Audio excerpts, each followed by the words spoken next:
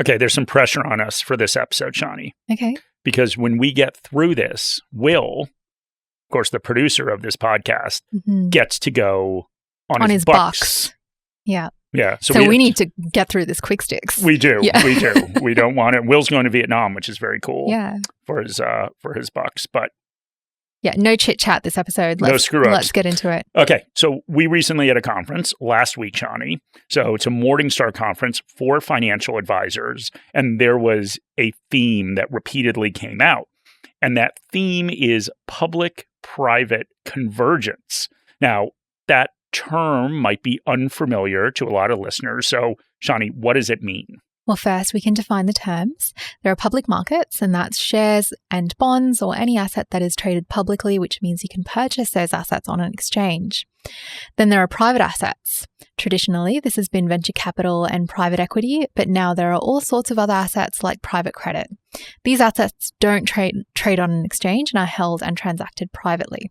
And by convergence, it means that these two worlds are coming together. So we'll get into the details, but private assets are now starting to be available for a wider group of investors through products like funds and ETFs. And in Australia, lots of investors have exposure to private assets through industry super funds that are increasingly investing in private assets. So maybe a good place to start is, why do investors want private assets, Mark? All right, Shani, we are going back to Connecticut in the 1980s. Oh, your glory days. I mean, not exactly. I moved to Connecticut in the 1990s. Okay. So I just missed it. Just missed the glory days. So there's a guy named Dave Swenson. He was working at Wall Street at Lehman Brothers.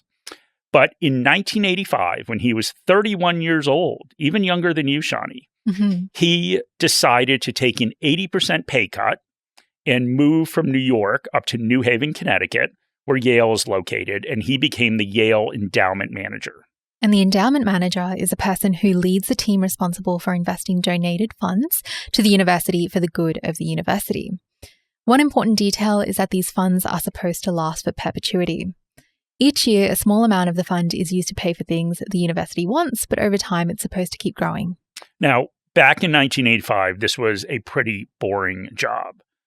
All of these endowments were basically just 60% shares, 40% bonds. But Swenson took that big pay cut because he felt this sense of calling to go back to Yale. So that's where he got his PhD in economics. Well, Dave Swenson took over an endowment of about $1 billion. And as Mark said, it was invested in the typical way that endowments were invested. But Swenson took a step back and started thinking about his job. There was something very unique about an endowment when compared with almost any other type of investment account, and that was the holding period. Right. And we always talk about being a long-term investor. And when we say it, we are measuring long-term in decades. But for an endowment, long-term is way beyond that. So as Shani said, an endowment is supposed to last forever. So Swenson started wondering why an endowment was investing the same way as a person would invest in their retirement account. So Swenson started thinking about liquidity. And liquidity refers to how easily an asset can be converted to cash. So most publicly traded shares can easily be converted to cash. All you have to do is hit sell in your brokerage account, and soon you have cash instead of shares. And investors like liquidity. So we can see how much investors like liquidity today, even in 1985, just by this clear preference that's developed for ETFs over funds. So ETFs are easier to convert to cash than funds, and investors seemingly favor them because of this. Now, in the investment world, if investors really like something, they tend to pay more for it. That increases valuations and lowers returns. So Swenson thought with a forever holding period when he didn't really need the liquidity, it made sense to seek out illiquid investments and he would get a higher return over the long term. So that was the logic back in 1985. And that's why Yale started moving into private assets. And this became a revolution in the investing world because Yale and Swenson did very well. So by the time he retired in 2019, the endowment was worth $29.4 billion. So his investing approach became known as the Yale model or the endowment model for investing. And many of the industry super funds follow this approach. So the question, now that individual investors are starting to get more access to private assets, is should investors take the leap? It seems like a no-brainer given the fact that everyone is singing the praises of private assets as we witnessed at the conference. So what do you think, Mark? Well, the first thing I would say is that whenever everyone gets really excited about something, it's pretty important to be wary of it. And I think that there are lots of reasons to be wary. I agree, and I think many of the reasons are just common sense. In investing, it often pays to be first. You want to identify a trend before it becomes universally acknowledged as a trend. Then when everyone else buys into the trend, you profit. Exactly. So in 1985, Swenson was one of the first that went all in on private assets. And as he was successful, more people jumped in and copied him. Now, we don't have stats from 1985. But according to PitchBook, which is a Morningstar division that focuses on private assets, there was $9.7 trillion US dollars invested in private assets in 2012. In 2023, there was 24 trillion US dollars. So big growth there. And as more investors have decided they don't care about liquidity, there is at some point where illiquidity premiums disappear. And remember, the illiquidity premium refers to lower valuation levels for private assets, which means higher returns for investors. Well, according to McKinsey, between 2009 and 2024, the valuation level on private equity transactions increased 83%. Now, it is important to provide some context. All valuation levels went up over that time, but the S&P 500 valuation level over that time period increased by 44%. So private equity is getting more expensive compared to public markets, which means if it hasn't already disappeared, there is less of an illiquidity premium. Let's turn our attention to another thing we always hear about private assets, and it's that they offer better risk-adjusted returns over public assets. So what does that mean? So it basically means that there is a lower level of risk as measured by volatility given the same levels of returns. Now, we've been quite vocal that we don't think that most investors should think about risk and volatility as the same thing. We think investors should think about the risk of not achieving a goal. For long-term investors, this means volatility doesn't really matter, and what does matter is getting a high enough return over the long term to achieve your goals. And there are some investors with short time horizons where volatility is a risk that they should be concerned about, because you need money in a year and the market crashes, that means you won't achieve your goal. So why do investors go so crazy over private investments? Well, I think it's just because we don't think volatility is risk for most investors doesn't mean that the industry doesn't think the two are the same. So the great thing about private assets for the investment industry is that if you add them to your portfolio, you lower volatility without impacting returns. And since this is how success is measured in the investment industry, it's kind of a no-brainer.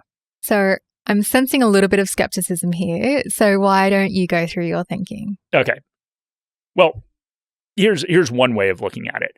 In many cases, these are the exact same assets. So the difference is the way that they're valued. And who values the private assets? The owners of those assets. So I'm not saying anything nefarious is up.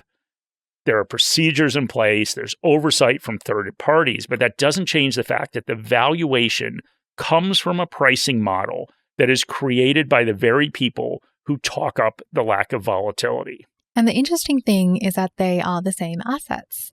For example, Sydney Airport was taken private by a group of private investors, including UniSuper. And there is a really interesting piece about UniSuper CIO John Pearce in the AFR. The AFR quote is, Mr. Pearce, who oversees $136 billion in assets, said that public markets did not always provide more accurate valuations, citing the 43% drop in Sydney Airport's share price during the 2020 pandemic relative to the 11% fall in Adelaide Airport, an unlisted asset. Okay, so think about this quote. So what John Pearce is saying is that the owner of private assets, including UniSuper, do a better job of valuing assets than the public markets. Now, this statement in general is fairly shocking, and we'll get into it, but the evidence he is using is the drop in Sydney Airport share price during the pandemic. Sydney Airport is now private, but was publicly traded at that time. Now, it's easy in retrospect to look at what happened during the pandemic, knowing that for the most part, things would work out and go back to normal. So now it is easy to say that the drop in the price of Sydney Airport was unjustified, but we didn't know that at the time. We didn't know that an effective vaccine would be developed, and we didn't know that there would be no change in appetite for travel. So I think it's reasonable that Sydney Airport's share price fell that much, especially of how far markets in general fell. There are just as many questions about Adelaide Airport only dropping 11%. Now, we can argue all day about what the correct valuation was. A 43% drop in publicly traded Sydney Airport or 11% drop in privately held Adelaide Airport. But let's get to the theory behind this. Well, economic theory says that the markets do a better job of pricing things than an alternative. Markets in capitalism adjust prices to find an equilibrium between supply and demand and use pricing as a mechanism to direct economic activity. If prices are high, there is an incentive to create more supply and vice versa. If prices are low, it generates more demand and encourages production cutbacks. And this is the wisdom of markets. That doesn't mean that markets can't overreact occasionally, but the economic theory does not say markets are perfect. It just says that markets are better than other methods, and that other method is a more centrally planned approach. Workers of the world unite, Mark. I know, you're so happy, Shani. So this isn't a socialism, capitalism argument. But if markets don't set prices, who does? Well, then it's the so-called experts who decide on prices. They use elaborate models to decide things. In the economy, this would be some central authority deciding production levels and what gets produced. In pricing assets, this would be the models of the owners of private assets. So things have gotten really interesting here. As you can see, you are comparing private assets to communism, Mark. I mean, yeah, basically. But no, I'm not doing that. But let's circle back to Dave Swenson and the original insight he had about the unique aspects of an endowment. And that insight was that he was running a fund that would last forever. So I think if Yale owned Adelaide Airport, you could make an argument that it didn't really matter if the drop in price during COVID was 11% or 43%. Exactly. That is very different than a super fund. It may not have mattered to Yale what the price of an airport was over the short term, but for a super fund or for a private asset that's available to buy and sell on a daily basis, it really matters. And that's because all during COVID, there were transactions for Uni Super. People were contributing money to Uni Super and they were buying in at a certain price. Retirees were selling it at a certain price to take money out. Investors were switching investments within Uni Super. So the price of all those transactions that occurred did matter. Yeah, and there are obviously some questions there. And ASIC is looking into the valuation policies of super funds. But I do think we need to acknowledge that the lower volatility of private markets is largely just a result of the way the valuation models are designed. So low volatility is not some great feature of private markets. It is part of the design. And Sydney Airport is illustrative. It was taken private after COVID, but if it was private before, it would not have fluctuated as much in price. But it is the same asset. And more than anything, it is a good reason to ignore short-term price movements in public markets.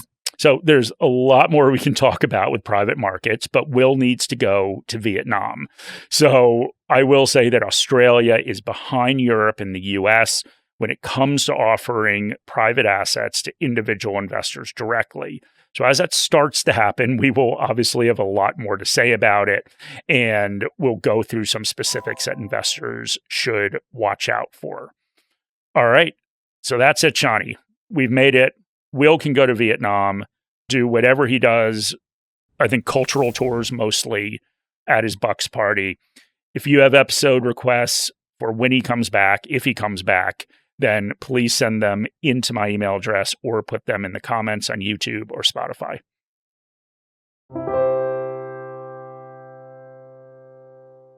This video has been prepared for clients of Morningstar Australasia Proprietary Limited and or New Zealand wholesale clients of Morningstar Research Limited. Any general advice has been provided without reference to your financial objectives, situation or needs. You should consider the advice in light of these matters and any relevant product disclosure statement before making any decision to invest. To obtain advice for your own situation, contact a financial advisor.